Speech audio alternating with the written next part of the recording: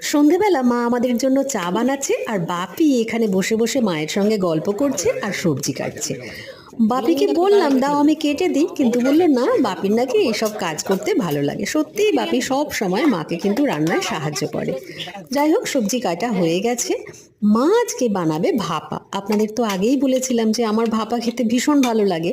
মা আজকে বানাচ্ছে, তাই ভাবলাম রেসিপিটি আপনাদের সঙ্গে শেয়ার করি।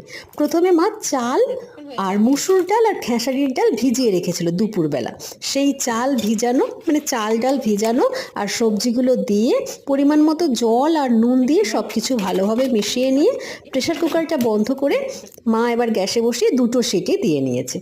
একদম রেডি হয়ে গেছে আমার প্রিয় খাবার। এর সঙ্গে মা লঙ্কা ভাজাটা ভালো করে মাখিয়ে দিচ্ছে আর দিচ্ছে একটু পেঁয়াজ কুচি। এই খাবারটা খেতে তো আমার ভীষণ ভালো লাগে। রেসিপিটি আপনাদের কেমন লাগলো জানাবেন কিন্তু।